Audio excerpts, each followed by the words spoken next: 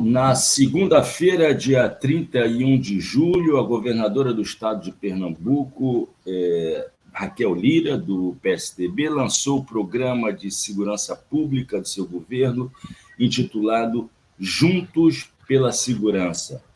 Para debater esse programa, o Trilhas da Democracia recebe hoje 2 parlamentares do PSOL, a deputada estadual de Pernambuco, Dani Portela. Dani, seja muito bem-vinda ao Trilhas da Democracia, um prazer recebê-la. Um prazer estar aqui, Marco, um prazer estar mais uma vez, já estive aqui outras vezes, estar com todo mundo que está aqui nos acompanhando, para debater um tema tão importante, segurança pública. E o vereador da cidade do Recife, Ivan Moraes Filho. Seja muito bem-vindo, Ivanzinho. Estamos junto, Marco, meu grande orientador. Um beijo, Dani, ex-colega de bancada lá na Câmara. É um tema importante, um tema vital, um tema que nós da esquerda cada vez mais precisamos nos apropriar dele. Não dá mais para não discutir, né, a prevenção à violência, achar que essa é uma pauta dos outros. E é preciso que a gente preste atenção no que essa governadora está fazendo. Muito feliz de estar aqui nessa conversa. Lembrando que os nossos ouvintes da Rádio Brasil de Fato, os nossos espectadores da TV 247, da TVT, podem sugerir temas e convidados para as próximas edições do Trilhas da Democracia através do @Trilhas da Democracia, que aparece na tela nesse momento. Bom, vamos lá. Foi lançado com alarde no Teatro Guararapes a nova política de segurança pública do Estado, mas o plano só vai ser apresentado no dia 28 de setembro, após uma escuta popular, leia-se, a resposta a um questionário com 19 perguntas pela internet, que foi apresentada, foi também alardeada como forte participação popular, né? E reuniões com especialistas sobre segurança pública. Eu queria ouvir Dani, ouvir Ivan, inicialmente sobre essa metodologia, né? Apresenta-se, faz-se o lançamento do programa, faz-se a divulgação de que há R$1 bilhão a ser investido e não existe plano, né? Vai ser feita uma consulta pela internet através de um questionário fechado com 19 perguntas e depois vai para as mãos dos especialistas. E a sociedade civil não aparece, salvo engano, em nenhum momento. Dani, por favor, queria que você começasse avaliando essa metodologia. O que há de democrático nessa metodologia? Por favor, Dani, e depois Ivan. Olha, Marco, é um prazer estar aqui conversando com você, com o Ivanzinho. É um tema que é tão importante para a gente, né? Na verdade, atualmente, né, eu ocupo o lugar de liderança da oposição ao governo do Estado, né? Eu lidero a oposição no Estado de Pernambuco e nós já estávamos muito preocupados porque já havia sido lançado Juntos pela Educação, certo? Então, qual era o nosso medo, né? O que foi o Juntos pela Educação? É o suposto programa do governo do Estado para os próximos anos numa área que, segundo a governadora, é a área prioritária, né? A educação. E aí, o Juntos pela Educação nada mais foi do que uma consultoria contratada com a Fundação Getúlio Vargas e um produto de uma consultoria, como tantas outras consultorias, sem nenhuma escuta, certo? Foi lançado o programa como o produto da consultoria e só. Não foi escutado professores, professoras, ADIs, ADEs, todo mundo que trabalha na escola não foi escutado. Sindicato não foi escutado. Pasmem, o Conselho Estadual de Educação não foi sequer consultado e nem a Frente pela Educação Brasileira, o Fórum pela Educação Brasileira, que tem o Fórum pela Educação de Pernambuco, ninguém. Então, chega um programa pronto, fruto de uma consultoria com uma instituição privada. Então, isso assustou bastante e a ausência de diálogo, a dificuldade de dialogar com as pessoas que constroem a educação. Então, a gente já estava esperando que o Juntos pela Segurança poderia vir algo do tipo. Só que o que nos chamou a atenção, antes mesmo daquele lançamento, eu só queria fazer um preâmbulo rápido aqui, é que há justamente 2 meses atrás foi aprovado na Assembleia Legislativa um empréstimo, certo? Esse empréstimo no valor de 3,4 bilhões. Desses 3,4 bilhões, 900 milhões, desses 3,4 bilhões, 900 milhões era para o Juntos pela Segurança, certo? Nós fizemos algumas emendas a esse projeto do empréstimo, por quê? Porque ele não vinha, a maioria do recurso não se tinha nem a destinação para o que era, para qualquer política pública, era só o pedido do recurso e pronto.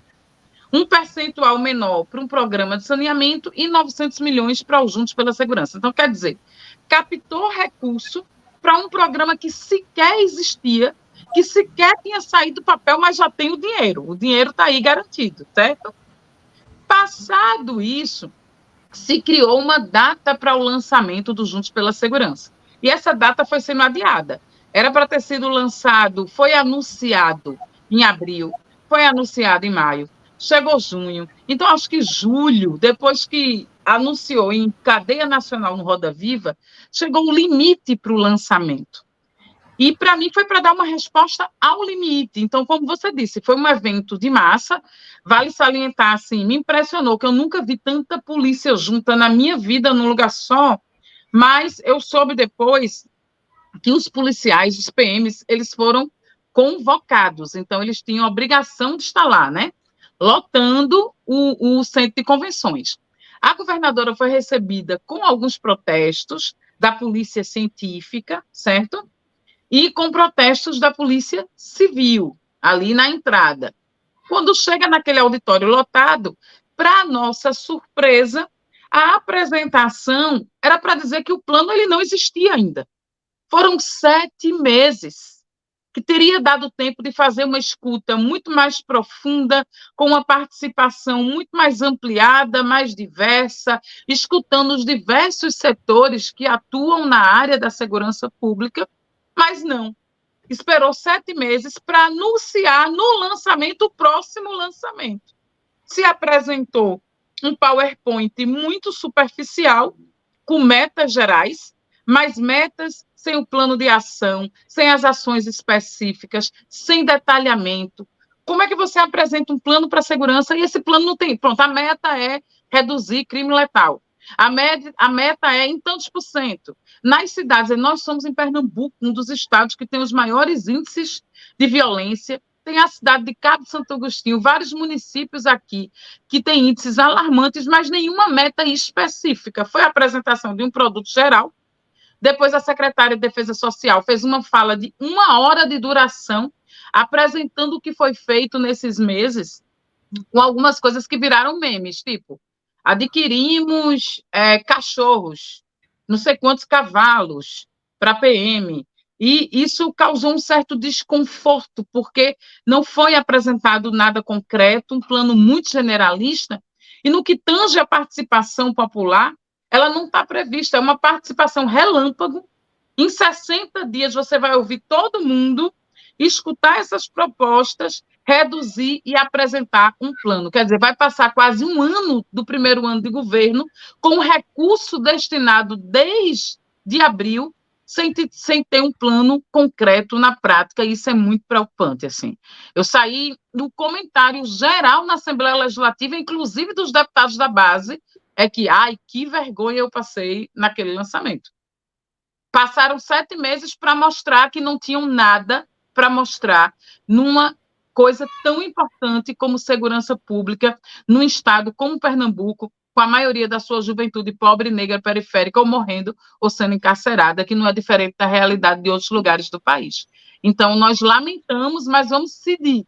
Várias entidades, eu sei que Ivan lembra, vou passar a bola para não monopolizar essa fala, daquele Fórum de Segurança Popular lá atrás, do antigo Pacto pela Vida, que nós já tínhamos amplas críticas, mas nós chegamos a lotar o debate de segurança na cidade, ali debaixo de um viaduto muito conhecido aqui na nossa cidade, um fórum de segurança popular com entidades, organizações da sociedade civil, movimentos sociais, debatendo um tema que afeta as nossas vidas, a vida de todos e todas as pessoas que vivem aqui no nosso estado.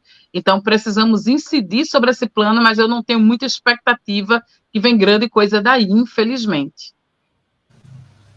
Passo a bola para você, Ivan, para dizer antes que eu senti a mudança do Pacto pela Vida para o Juntos pela Segurança, porque ontem, quando eu estava no centro da cidade, na Conda da Boa Vista, passou uma viatura da polícia e eu vi uma modificação, né? Tem agora o slogan, né? O adesivo Juntos pela Segurança ao invés do Pacto pela Vida. Foi essa mudança que eu vi, que eu senti na política de segurança pública do Estado.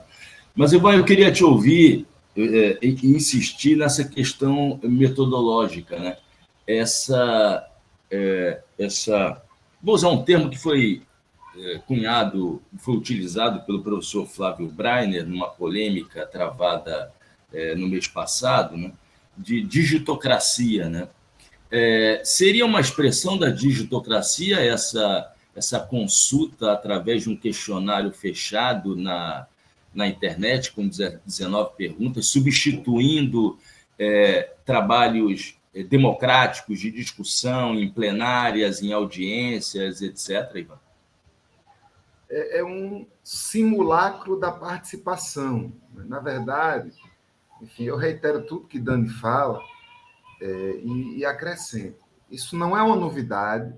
Esse simulacro da participação não tem origem no governo Raquel Lira. A Prefeitura do Recife, do PSB, está cansada de fazê-lo, né? Direciona pesquisas, decide quem vai responder o quê, elimina partes da população de consultas a partir justamente de direcionamentos e da preferência por interação digital numa cidade em que a internet não é universalizada. Então, nós não temos universalização do acesso no nosso país, no nosso estado, na nossa cidade, que permita que qualquer ente público entenda ou queira fazer com que nós entendamos que uma enquete na internet pode ser considerada um processo de consulta popular. A Prefeitura do Recife fez isso durante o processo do plano diretor. A Prefeitura faz isso constantemente, sempre que é confrontada com a necessidade de mais diálogo. E o governo do estado, que é desse mesmo sabor das famílias tradicionais da política que caminham pelo fisiologismo para conquistar dinheiro e poder, tá construindo. Então, como o Dani fala, Raquel conseguiu, com esse lançamento, que não é um lançamento, de um programa que ainda não é um programa, ela conseguiu ainda fazer pior do que o PSB. Porque eu estava na origem do Pacto pela Vida, ainda como articulador do Movimento Nacional de Direitos Humanos, e nós tínhamos muitas críticas à forma com que a participação popular era feita. Mas, ainda assim, era muito superior ao que se apresenta agora. Marco, eu li com muito carinho tudo que foi publicado, eu não estive lá no lançamento físico, mas eu vejo umas coisas que são absurdas. Eu vejo a governadora chegando assim, o diagnóstico nós já temos. Cadê o diagnóstico que ela já tem? Eu vejo assim, não, vai ter 60 dias para fazer oficinas, escutas e formulário na internet. 60 dias? Veja, eu não estou dizendo que não deva ter escuta, como alguns estão dizendo. Inclusive, deputados da base dela estão dizendo que ela está demorando demais. O que eu estou dizendo é que era para ter começado muito antes, e um prazo de 60 dias não é um prazo compreensível para se fazer uma escuta de qualidade sobre um tema tão importante. O que é que ela lançou, na verdade? Ela lançou o anúncio de concursos e contratações e prestou conta de algumas coisas que ela comprou e que todo governador ou governadora tem que comprar. Não vai comprar carro para a polícia? Não vai comprar colete? Vai se amostrar porque comprou cachorro, comprou cavalo?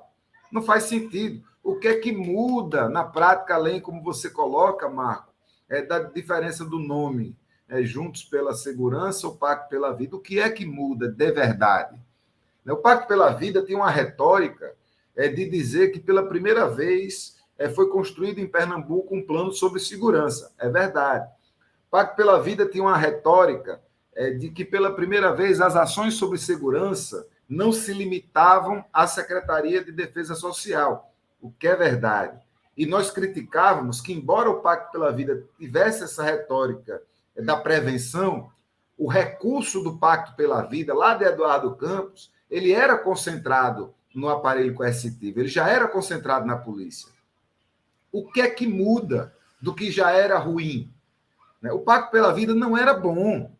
O Pacto pela Vida só deu certo em determinado momento por um excesso de cobrança, enfim, por uma presença muito física, muito permanente de Eduardo Campos diante de seus comandantes. Tanto que isso gerou doença mental na tropa, isso gerou uma série de problemas que depois ficaram difíceis de serem enfrentados. Então, o Pacto pela Vida ele teve um resultado positivo inicial na redução de crimes violentos contra a vida em Pernambuco, é uma verdade, mas ele não tinha como ser sustentável na medida em que ele só funcionava a partir de uma participação muito grande do poder coercitivo, que tinha que responder semanalmente pelos homicídios que aconteciam em cada um dos territórios dos comandantes. Na prática, as ações de prevenção à violência nem aconteceram, nem estão sendo anunciadas. Eu pergunto Juntos pela Segurança, qual é a tarefa da polícia no que diz respeito à apreensão de substâncias ilegais? Falando de droga. Há muito que se estuda, há muito que eu ouço os IAs especialistas na prevenção à violência me dizerem que a polícia está sobrecarregada procurando poucas quantidades de droga. Então, existe um déficit de pessoas na polícia? Existe. Tanto na polícia penitenciária, quanto na polícia militar, quanto na polícia civil. Isso existe, não está em discussão. Eu estou colocando outro elemento. Há estudos que mostram que a nossa polícia está muito ocupada em procurar pequenas quantidades de droga e está tendo dificuldade de fazer o seu trabalho ostensivo, por exemplo, na prevenção da violência propriamente dita. O que é que nós queremos? Nós queremos prender mais jovens negros que são pegos com pequenas quantidades de droga e encher nossos presídios, precisando contratar mais gente e gastar mais dinheiro, ou nós finalmente queremos priorizar a defesa da vida? Ou nós mas eu não posso deixar de procurar droga porque senão eu vou prevaricar. Não vai prevaricar, porque a polícia, nenhuma polícia do mundo tem capacidade de coagir, de reprimir todos os crimes que acontecem 100% do tempo em qualquer localidade. Isso é impossível. Então, você vai ter que priorizar. Houve, não apenas em Pernambuco, mas em vários estados do país, em vários países do mundo, um foco exacerbado na chamada guerra contra as drogas. E essa guerra contra as drogas, ela se apresenta no nosso estado a partir de prisão de jovens negros com pequenas quantidades. Se a droga ainda é ilegal, por que não focar em grandes apreensões? Por que não dizer assim, agora eu quero usar inteligência e quero apreender de 10 quilos de maconha para cima ou de 2 quilos de cocaína para cima? Seria uma mudança. Até agora, velho, mudança nenhuma. É o mesmo jeito de fazer, o mesmo simulacro de participação, como você bem coloca, Marco, e nenhuma perspectiva de uma mudança de paradigma na prevenção à violência, que é o que deve ser, de fato, o grande foco da segurança pública. Vejam, como não foi divulgado, como não foi publicizado o plano, né, eu fico aqui no plano das conjecturas, daquilo que foi apresentado, né, no evento, no centro de convenções, e nas matérias de jornal, ou seja, nos releases que foram passados para a imprensa, etc. E nessas matérias, né, é dito que haverá uma ênfase na definição de territórios, não apenas onde ocorram, né, mortes violentas intencionais, quer dizer, a ideia de que sejam enfatizados não apenas os dados de mortes violentas intencionais, mas, o que seria uma inovação, crimes violentos contra o patrimônio. Dani, Eu não percebi, você esteve lá presente, você poderia sanar essa dúvida. Eu não vi, como o Ivan acaba de dizer, nenhuma referência, nenhuma preocupação com a administração do problema do pequeno comércio, das drogas, né? E eu me recordo que o Pacto pela Vida fazia bastante essa associação entre os territórios onde havia tráfico de drogas, que seriam também os territórios onde haveria o maior número de homicídios, né?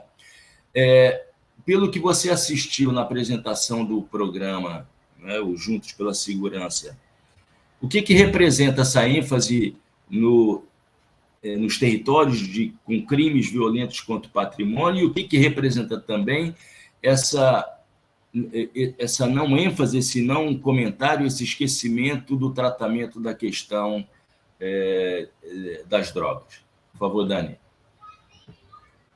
Olha, Marco, o que eu achei bem interessante, enfim, para quem está nos acompanhando, é que até setores mais conservadores, eu fui procurada no final por deputados do campo fundamentalista, assim, deputados bolsonaristas, sentindo falta disso também, dizendo não foi mencionado em nenhum momento a palavra droga.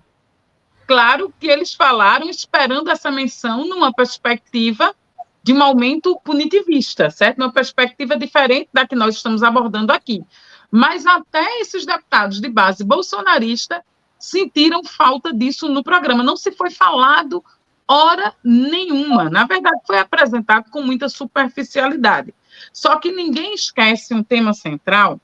Se a gente olha que hoje os presídios no estado de Pernambuco, eles estão passando por uma grande intervenção com a superlotação, o encarceramento em massa, e se a gente olha para a população carcerária, Pernambuco não se diferencia de outras populações carcerárias no Brasil, majoritariamente pobre, majoritariamente composta por pessoas negras, majoritariamente composta por pessoas empobrecidas, a maioria no sistema carcerário, tanto feminino como masculino, pela questão de como a guerra às drogas ela acontece, né? Quando droga vira uma questão de polícia e não de política pública. A palavra droga, ela não foi mencionada, e eu não acredito que isso seja um esquecimento, né?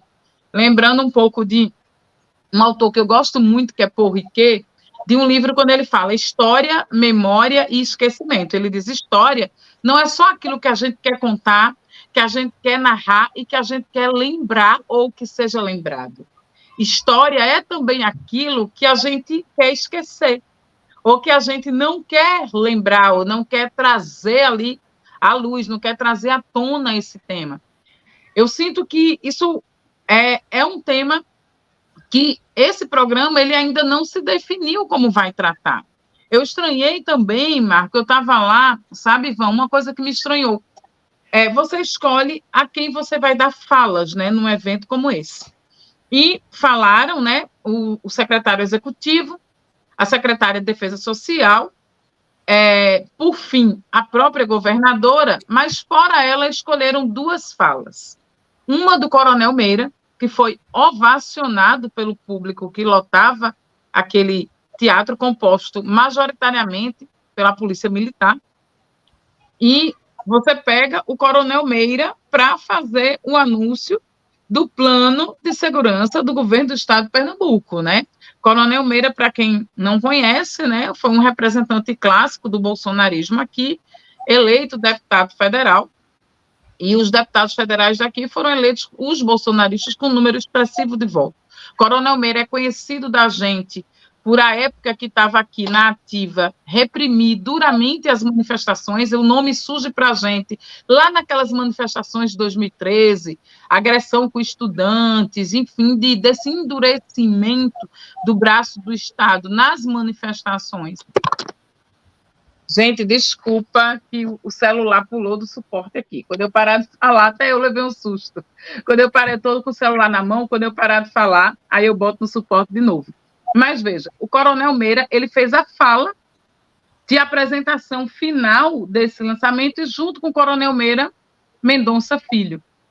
Então, assim, acho que ali a gente vê um desenho, né, do norte político desse governo, de onde ele está se localizando. Pega duas figuras de direita, de extrema-direita, para falar sobre segurança pública. E, claro, o tema drogas, ele não aparece. Em nenhuma perspectiva, nem na perspectiva que nós defendemos, nem na perspectiva mais punitivista que os fundamentalistas definem. Não apareceu. Se falou muito em crime contra patrimônio, mas se falou pouco em crime contra a vida. E, no final, apresentaram um grande objetivo geral. Esse objetivo é muito subjetivo. O objetivo geral, Ivanzinho, é que, ao final de setembro, com a apresentação do programa, as pessoas têm uma sensação de segurança. Olha a relatividade disso. A meta do programa é causar nas pessoas uma sensação de segurança. Você trabalha a segurança com dados, com números, e, como Ivan disse, sem maquiar os números. Por quê? O antigo Pacto pela Vida, além dele ter uma cobrança muito incisiva por metas por apreensão de droga, os policiais eram bonificados por bater meta por prisão, tinham metas, e isso causou uma pressão muito grande no interior das próprias polícias, mas também alguns números que eram maquiados. Então, há denúncias de que pessoas por aqui foram assassinadas e jogadas no mar e a causa-morte era afogamento. Então, de alguma maneira, esses números não apareciam de uma maneira sensível conforme a realidade. Agora, nenhuma meta foi apresentada, nenhum objetivo palpável que se transforma efetivamente numa política pública. Então, acho que a ausência, o esquecimento de um tema tão importante, que é como a questão das drogas vai ser tratada no âmbito da segurança pública, tendo em vista que é uma questão muito sensível para os movimentos populares, porque sabem que justamente o enfrentamento ao tráfico de drogas, como o Ivan falou, e a prisão por porte de pequenas quantidades, aquela coisa, né? Quando é o filho da periferia, é tráfico. Quando é o filho da elite, é posse, para uso, geralmente, mesmo em quantidades duvidáveis, né? Assim, duvidosas. Então, essa leitura diferente de como essa questão, que é tão crucial, vai ser tratada, ela não aparece. E eu não acho que isso é um esquecimento, eu não acho que isso é um acaso, eu acho que reflete também uma presença maior de alguns setores que não estão debatendo de maneira profunda, né? Se você vê, esses setores que formam a base do atual governo são justamente os setores que têm, nos últimos anos, tido muita projeção e muitos recursos públicos nas chamadas comunidades terapêuticas. Então, a base de sustentação do governo Raquel Lira hoje tem também o seu tripé ancorado ali com todo esse sistema que Ivan conhece bem, que nós nos colocamos contrários em vários momentos, de transferência de dinheiro público para comunidades terapêuticas. Então, a gente precisa estar de olho, é uma participação popular falaciosa, um questionário preenchido na internet, isso limita de sobremaneira a participação popular e da sociedade civil como um todo. Ivan, quando o Dani fala que o objetivo é fazer com que as pessoas se sintam mais seguras, né? Isso expressa uma forma de negacionismo científico no campo das políticas públicas, né? A ciência não tem mais como propósito, né? A ciência que pauta a criação das políticas públicas não tem mais como objetivo a redução desses índices de violência, né? Mas o aumento da percepção subjetiva das pessoas de que se sentem mais seguras, como se isso fosse independente, por exemplo, da quantidade grandiosa de programas de televisão que trabalham diuturnamente a construção do medo, né? E os políticos de extrema-direita que também fazem da mesma maneira. Mas eu queria te perguntar, voltar à questão das drogas, Ivan, e te perguntar o seguinte: esse esquecimento, entre aspas, não seria, na verdade, a expressão da continuidade da mesma política? Ou seja, não se toca no assunto porque vai se continuar da mesma maneira, ou seja, reprimindo, aprisionando jovens negros de periferia, que leva à hiperinflação carcerária que bate todos os recordes no estado de Pernambuco. É por aí, Ivan? A escolha do Meira para fazer uma fala de honra num lugar dessa não nos deixa nenhuma dúvida. O momento de inflexão em que as organizações de direitos humanos rechaçaram a política pública do governo do PSB com Eduardo Campos foi justamente o momento em que esse mesmo Meira foi escalado para coordenar e comandar a Polícia Militar de Pernambuco. Então, ele é uma figura que cresce no bolsonarismo a partir de práticas que para ele já eram antigas, que é justamente a prática do autoritarismo, da violência policial, enfim, de um privilégio, digamos assim, ou de uma priorização do que se chama do combate, não é nem a prevenção, aos chamados crimes violentos contra o patrimônio. Gente, crime violento contra o patrimônio é roubo, é qualquer roubo.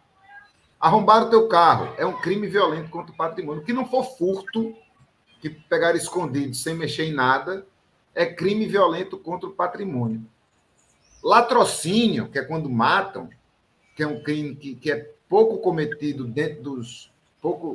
estatisticamente, dentro do número de homicídios, né? A quantidade total de homicídios, o que tem de latrocínio é muito pouco, mas nem latrocínio entra na conta de crime violento contra o patrimônio.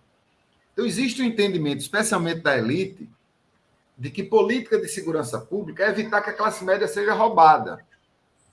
E isso, de fato, Marco, isso aumenta a sensação da segurança.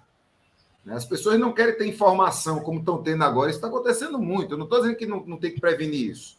Mas está acontecendo muito em bairros de classe média, que antes não havia assalto, agora está acontecendo assalto de aliança, de corrente, estudante na porta da escola perdendo carteira. Isso não pode acontecer. Né? Para que isso seja enfrentado, entre outras coisas, policiamento ostensivo é uma medida. Mas também é uma régua de até quando o policiamento ostensivo representa uma maior sensação de segurança ou até quando este mesmo policiamento ostensivo pode fazer parte de uma sensação de insegurança, dependendo de onde ele está, dependendo de como ele age e dependendo de como é a relação destes policiais ostensivos com a comunidade ou território em que se insere. Existem estratégias, por exemplo, do que se chamava antigamente a polícia amiga, a polícia comunitária, uma polícia que cria laços com o território e, a partir desses laços com o território, tem uma capacidade melhor de identificar possíveis suspeitos de crimes. Acho que são medidas que precisam ser dialogadas. O que eu acho equivocado, para usar aqui uma palavra delicada, é que um governo simplesmente se exima de apresentar de que lado está. É como o Dani fala, bota o Meira para falar, esconde a pauta da droga, faz um gesto para a tropa, mas que a tropa considera insuficiente, diz que vai fazer um gesto para a Polícia Civil, não faz, e aí tenta empurrar isso com a barriga depois, não assume que trata-se de um governo de uma perspectiva coercitiva, policialesca, não assume isso de forma alguma, deixa isso nas entrelinhas, mas de fato o é, porque, Marco e Dani, quando você escolhe como prioridade o crime violento contra o patrimônio e não o crime violento letal intencional, que é o assassinato, você já está dizendo de que lado você está. Quem são as principais vítimas de roubo no nosso Estado? Quem são as principais vítimas de homicídio no nosso Estado? Pelo que eu estou vendo, o Estado escolheu priorizar um lado, uma classe, um território, e escolheu continuar deixando com que a juventude negra se perca na guerra contra o tráfico, muitas vezes a partir de vitimizações por disputas internas, outras por disputas entre grupos criminosos e policial. Quem ganha com isso? A polícia não ganha com isso, continua sobrecarregada, continua remunerada, continua num lugar de muita obrigação e pouca troca, continua sendo aquele sujeito institucional que desperta o medo na parcela mais pobre da sociedade e o desprezo da parcela maior da sociedade, porque a elite que demanda da polícia que previna apenas os roubos e não se preocupe com o que vai fazer com a população, é a mesma elite que quer mais é que o policial se lasque, o policial que é povo também, que mora na favela também, que mora na periferia também, e ao não dar respostas, você foi perfeito, Marco, respondeu. Decidiu que a prevenção à violência não é o foco, decidiu que uma nova perspectiva da política sobre droga dentro do que é administrativamente possível no município também não é o foco, e aí vamos fazer um negócio aí para a classe média bater palma. Não se impressionem se daqui para pouco tempo começar a aparecer muita polícia ostensiva nos territórios de classe média e classe alta da região metropolitana, e não se impressionem se os índices de homicídio aumentarem. Eu estou com um dado aqui, Marco. Os índices de crime violento contra o patrimônio no estado de Pernambuco, de janeiro até hoje, por incrível que pareça, eles não estão em ascensão. O gráfico ele é inconsistente, mas ele mostra uma alta no mês de fevereiro e março, mostra uma baixa em abril, maio, junho, uma pequeníssima alta em julho, mas não é uma alta que seja uma coisa estarrecedora. Nada que justifique uma ênfase tão grande assim. Nada que justifique. Enquanto o número de crimes violentos contra a vida permanecem num nível que eu entendo como altos, que é entre 40 e 50 homicídios por mês no Recife, sendo que em Pernambuco nós temos uma média que vai de 250 até 310 por mês. Eu não sei vocês, mas eu não acho satisfatório, eu não acho ok, eu não acho dentro da média que a gente tenha 300 pessoas assassinadas no nosso estado todos os meses. Eu não acho essa uma média que a gente possa conviver com ela. Eu acho que isso aí precisa ser o foco principal de qualquer política de segurança pública, tanto a prevenção de assassinatos, crimes violentos contra a vida, crimes violentos letais intencionais, o CVLI, tanto quanto a prevenção à prisão. A gente precisa ter uma política que evite que a nossa juventude seja presa, porque a gente precisa dessa juventude trabalhando, estudando, produzindo. A gente não precisa dessa juventude no interior das unidades prisionais, consumindo um recurso absurdo do Estado, né, e entregando muito pouco e sendo cada vez mais vitimizado, não apenas eles e elas, mas todas as suas famílias e todos os seus entornos. Eu não entendo em que se baseia cientificamente um plano desse. Eu não entendo porque eu não entendo mesmo. Acho que como quase tudo do governo Raquel, Dani, você está na Assembleia, está fiscalizando ela mais de perto, eu estou mais preocupado com o governo do PSB aqui no município, mas eu não tenho entendido de onde vem nem para onde vai o governo de Raquel Lira. É um governo que faz um gesto, bota um artista conhecido e importante como secretário de Cultura, mas tira dele todo o poder de decisão sobre o maior festival multicultural do Brasil. É um governo que diz que vai fazer um plano sobre segurança, mas anuncia que vai fazer depois, só faz um gesto para o aparelho coercitivo, mas não diz qual é a intenção do seu plano, e quando diz de forma equivocada. Eu não entendo. Um governo que diz que vai desapropriar imóveis para fazer escolas, mas que a gente não vê nada disso acontecendo. É um governo que é contra professores, como você tem lutado muito na Assembleia. Eu não entendo para que veio. É um governo morno. Ele nem se assume de direita como de fato e todos os gestos que faz o aproximam cada vez mais da extrema-direita e nem assume uma postura diversa disso. Então, é um governo que a gente só tem que torcer mesmo para que acabe. Dani, eu gostaria de recuperar aqui os dados que foram divulgados no Anuário Brasileiro de Segurança Pública no último dia 20 de julho, né, referentes ao ano de 2022, né, em que aparecem 5 cidades pernambucanas entre as 50 mais violentas do Brasil, com população acima de 100 mil. Cabo de Santo Agostinho, 5ª colocada, Vitória de Santo Antão, Solônice da Mata, Garanhuns e Jaboatão dos Guararapes. Né?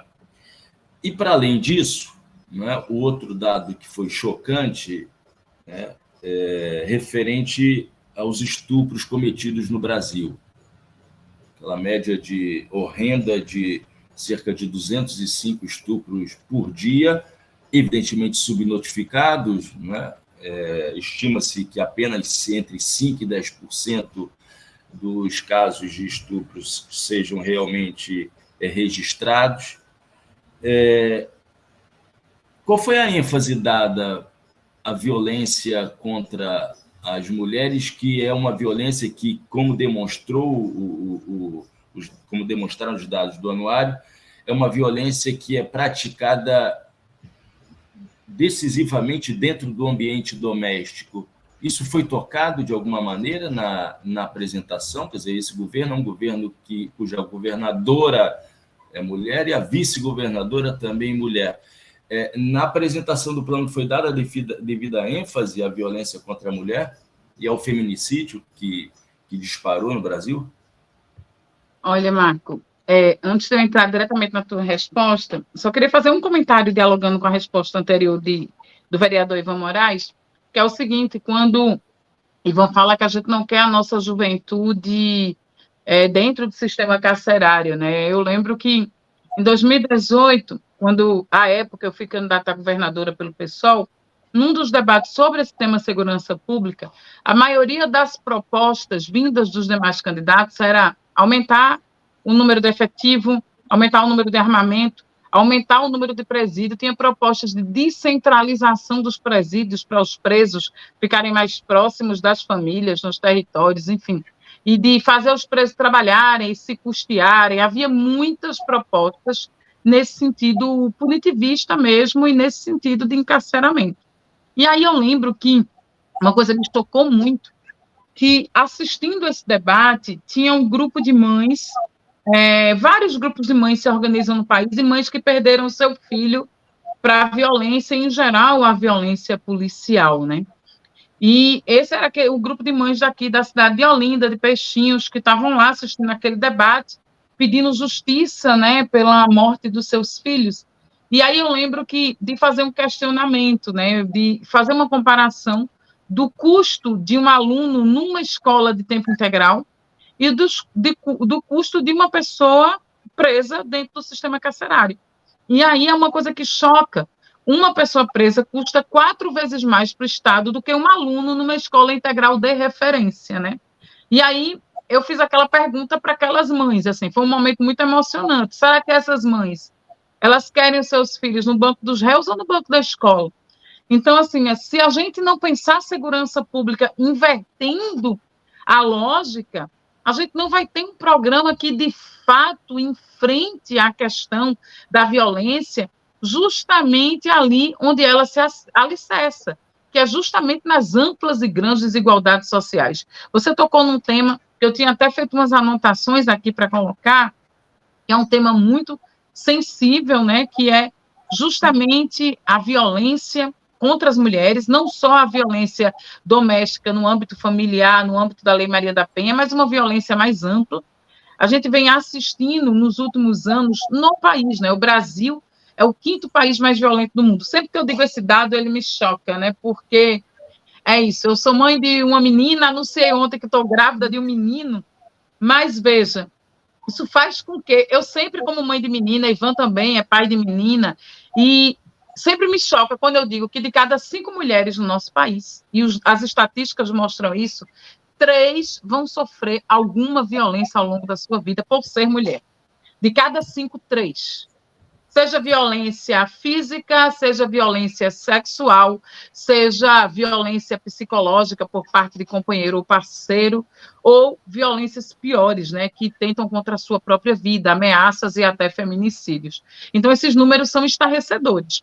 E quando sai essa pesquisa recente dos dados do Anuário Brasileiro de Violência, essa questão que fala de números altíssimos no caso de violência sexual, são números estarrecedores, né? Assim, que você vai... Olha, a gente sempre dizia, a cada 11 minutos no país, uma mulher estuprada. Depois, não, a cada 9 minutos no país, uma mulher estuprada. Agora, a cada 6 minutos no país, uma mulher estuprada. E aí, enquanto a gente está falando, várias mulheres estão sendo estupradas. É meio chocante para a gente. E é chocante perceber que, primeiro, a maioria das vítimas, mais de 60% dela, e o anuário repete esse dado, tem até 13 anos de idade, certo? E a maioria desses crimes, a gente sempre que tem medo, né, dos nossos filhos, das nossas meninas andarem numa rua escura e ter sempre alguém à espreita, isso acontece? Pode acontecer, mas é minoria. A maioria expressiva dos casos de violência sexual contra meninas e mulheres acontece em ambientes que essas pessoas deveriam estar seguras. A maioria é dentro de casa, praticado por pessoas muito próximas, que deveriam protegê-las e não violá-las, né? Isso é um dado. Que as mulheres não estão protegidas nem dentro do próprio, nem dentro da barriga, nem ao nascer, né? Recentemente a gente acompanhou estarrecido casos de estupro durante parto. Mulheres com deficiência, mulheres idosas, bebês, crianças de todas as idades, e a gente precisa trazer isso para uma centralidade da pauta de enfrentamento. Aqui em Pernambuco, esse ano, os feminicídios, cada semana a gente tem notícia de uma nova mulher que foi morta, vítima de feminicídio. E o transfeminicídio, Pernambuco, está entre os estados que lideram o transfeminicídio, justamente quando as mulheres transexuais e travestis são assassinadas com requintes de ampla crueldade. Isso tem acontecido muito em Pernambuco, infelizmente. E mesmo eu trazendo esse dado, e você trouxe esses dados impressionantes que o anuário traz, e você falou de um tema importante, que é a subnotificação, a gente sabe que nos crimes em relação... Os crimes que têm relação à sexualidade, estupro, tanto estupro como o crime de abuso sexual de menores, estupro de vulnerável e violências de todos os tipos, quando acontece na ordem sexual, é muito comum que a vítima, ela muitas vezes não queira denunciar, ou a vítima, ou a família da vítima, e eles são amplamente subnotificados. Você falou em 5 a 10% de subnotificação, né? Isso também fala de uma coisa, do despreparo desse aparelho coercitivo de receber essas vítimas, sabe, Marcos? Sabe, Ivan? Recentemente, eu fui provocada por alguns conselheiros tutelares daqui do município do Recife para visitar algumas delegacias das mulheres, né? Primeiro que Raquel anunciou que todas as delegacias das mulheres iam funcionar 24 horas, o que, de fato, ainda não aconteceu. Só apenas 5 delegacias no estado todo, por regiões de mulheres, estão funcionando no esquema 24 horas. Então, não tem delegacia de plantão, isso já é um risco. E o que é que acontece? Vê que coisa grave em relação a esse tema que a gente está abordando. Existe aqui a Delegacia Especializada em Crianças e Adolescentes, certo? A DPCA. A DPCA fechou, simplesmente encerrou os plantões para criança vítima. Só funciona 24 horas e nos finais de semana, quando aquele adolescente ele é considerado infrator. Para cumprir medida socioeducativa, para recolher aquele adolescente, para reprimir aquele adolescente, funciona 24 horas. Para atender as crianças e adolescentes vítimas de crimes, não funciona. À noite e nos finais de semana, todas as vítimas menores de idade têm que ser encaminhadas para as delegacias das mulheres. E aí eu cheguei na Delegacia da Mulher do Recife, que é uma referência no nosso estado, e lá não existe, gente, uma sala para uma coisa que a lei prevê, é que a criança e o adolescente, a lei prevê que tem que prestar um depoimento acolhedor. O que é isso? um depoimento feito não só por policiais, tem que ser acompanhado por outros profissionais, por uma equipe multidisciplinar, psicólogo ou assistente social. Tem que ter uma sala, um ambiente menos ostensivo do que uma delegacia, um ambiente mais acolhedor. Isso não existe nas delegacias das mulheres. As crianças chegam e são ouvidas muitas vezes sem nem ter reserva. Tem salas que nem porta tem. Então, isso é mais um fator que dificulta justamente buscar essa ajuda. Eu escutei também de algumas mães que tiveram filhas e filhos vítimas de violência sexual aqui no nosso estado, que no IML, por exemplo, ao fazer o exame de corpo de delito, majoritariamente encontram médicos homens, e que muitas crianças passam por uma situação novamente traumática por terem sido abusadas, geralmente por homens, e por serem justamente ter que passar por todo esse procedimento também com policiais e peritos homens. Então, isso é uma outra demanda do movimento de mulheres, né? Para que a gente possa ter mais atenção a isso. E digo a você, a gente falou aqui de Paul Ricoeur, falou de história, de memória, de esquecimento. Infelizmente, no estado onde a violência contra a mulher sofre, ontem teve uma decisão histórica no Superior Tribunal, que não existe crime passional, lembrando, né, que a lei do feminicídio é uma lei muito recente, a Maria da Penha é de 2006, mas a do feminicídio é de 2015. Até 2015, o crime passional, ele poderia justificar. Crime passional é motivado por paixão, por violenta emoção. Quer dizer, ele ama tanto que não conseguiu perder e matou. É tão apaixonado que perdeu a cabeça e cometeu um crime. Então, foi uma decisão histórica ontem para a luta das mulheres, pela vida das mulheres, entender que quem ama não mata. E você vê um tema tão sério, tão sensível, com números que são esfregados na nossa cara, com uma realidade muito violenta, com uma cidade e um estado que não é seguro para as pessoas, muito menos para nossas mulheres e crianças. Esse tema não foi tocado, Marco. Não foi mencionado, não foi trazido nenhum número, não foi trazido nenhum dado, não foi dada a este tema nenhuma prioridade, nem atenção. Então, acho que eu retomo como Ivan falou, né?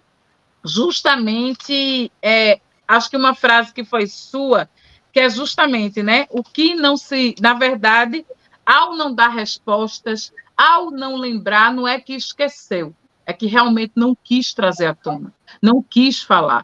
E por fim, te devolvo a palavra dizendo de uma denúncia que tem chegado, que é justamente aqui a gente pode fazer o boletim de ocorrência quando acontecerem crimes de todas as espécies virtualmente. Só não pode fazer boletim de ocorrência, nunca pôde, quando for crime letal, né, intencional contra a vida. Mas, dos demais, a maioria deles se pode fazer virtualmente. E aí, hoje, no boletim virtual, não se consegue mais fazer a denúncia de crime por roubo.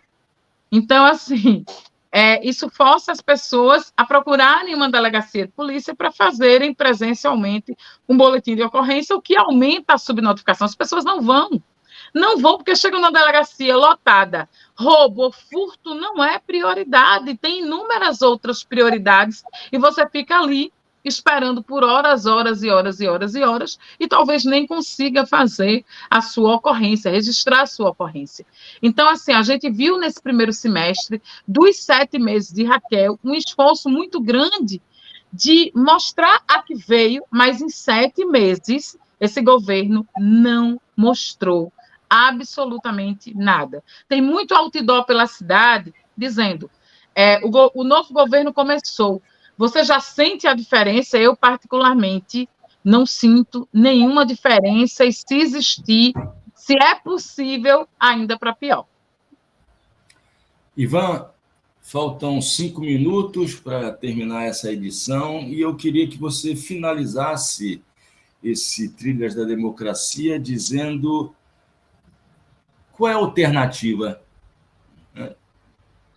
Qual seria a alternativa a esse não plano, né, que se limita a dizer também que terá 3 eixos: governança integrada, atuação nos territórios e, pasmem, novos parâmetros de dados para definição de metas, o que é uma coisa muito preocupante. Ivan, qual é a alternativa? Mas a alternativa, Marco, é uma mudança radical na forma de se pensar a prevenção à violência e a segurança pública. A alternativa é olhar para o que já está se estudando na academia e o que já está se percebendo nos territórios. A alternativa é a gente deixar de fazer de conta, né, que o problema da violência ou da segurança é um problema de classe média. A narrativa é toda como se o grande problema que a gente estivesse enfrentando é a insegurança da pessoa quando sai de carro no sinal de trânsito. Então, o paradigma está errado. Uma das soluções é a gente mudar a forma com que a gente vê as drogas, por exemplo. O STF, que Dante falou que tomou uma decisão importantíssima ontem no que diz respeito ao crime contra a honra, hoje, aparentemente, finalmente vai julgar também aquela ação que descriminaliza o porte da maconha, ou que talvez até chegue a algumas outras substâncias para uso pessoal. É um passo, porque a quantidade de jovens que estão sendo presos ou mortos, de verdade, né, por conta da proibição, é muito grande. Uma outra questão, tratar a polícia com respeito e dar à polícia tarefa da polícia, priorizar a tarefa da polícia. A força do Estado, o braço armado do poder público, não pode partir para cima da classe mais vulnerável como se fosse o inimigo. A polícia militar não pode ter inimigo interno. Essa não é uma concepção que nós possamos considerar viável hoje em dia. É preciso que a gente foque na inteligência. Ivan, mais uma vez, não dá para a gente mudar em Pernambuco a lei sobre drogas. Não, mas dá para a gente priorizar como é que a gente usa a nossa polícia. Você vê polícia num jogo de futebol, né, o tamanho do espetáculo que é, e muitas vezes contribuindo com a violência. A polícia militar tem que ser uma polícia mediadora, tem que ser uma polícia amiga, tem que mudar a forma de se lidar com a polícia. Isso passa pela formação. A gente tem uma polícia muito dedicada a ela mesma, né? A ordem unida, né? O treinamento de ordem unida, o corporativismo institucional que é fomentado, é um negócio do século passado, do século anterior ao passado. A gente precisa de uma polícia cada vez mais profissionalizada, que tenha direitos, que tenha direito de se organizar como não tem, que tenha direito de dialogar num processo de dissídio como hoje não tem, né? Que seja entendida também como sujeito de direitos. Isso eu não vejo acontecendo, eu não vejo de forma alguma acontecendo. O que eu vejo é a reprodução dos mesmos jargões, o que eu vejo é a reprodução das mesmas práticas. É como se, magicamente, aumentando o número de polícia e armando mais a polícia e botando mais meninos, que muitas vezes são meninos, com pouca formação na rua, para fazer, entre muitas aspas, a segurança da classe média, eu vou estar resolvendo o problema da violência. Não é assim. Eu fico, às vezes, até exaltado, porque eu não compreendo, e não compreendo, eu digo que eu não compreendo, não é nem ironia, como é que a gente tem uma elite política e econômica que enche a boca para falar da importância da educação, mas quando chega na hora da gente ler o que as pessoas que se educaram produziram, a gente não acha relevante. A gente parece que não dá valor nem à teoria de quem estuda, nem à experiência de quem vive as consequências da política de segurança pública que a gente vive na nossa sociedade desde o tempo do Império. Se não tiver uma renovação, se não tiver uma mudança da perspectiva do que serve, para que serve, do que qual é o foco de uma política de segurança pública, se não for a vida das pessoas, Marcos, se não for a liberdade das pessoas, eu, de fato, não sei o que é. A gente está precisando de uma renovação grande aí, quem manda na gente. O Trilhas da Democracia chega ao fim, recebeu hoje 2 parlamentares do PSOL, o vereador da cidade do Recife, Ivan Moraes Filho, o Ivanzinho, e a deputada estadual de Pernambuco, Dani Portela. Muito obrigado mais uma vez, Ivan, Dani, espero nos encontrarmos em outras oportunidades para acompanhando criticamente o governo do estado de Pernambuco, também a prefeitura da cidade do Recife, de Olinda e de outros municípios do estado de Pernambuco. Lembrando, mais uma vez, aos nossos ouvintes da Rádio Brasil de Fato e os espectadores da TV 247 da TVT, que vocês podem sugerir temas e convidadas para participarem do Trilhas da Democracia. Nós ficamos por aqui e até a próxima oportunidade. Até lá.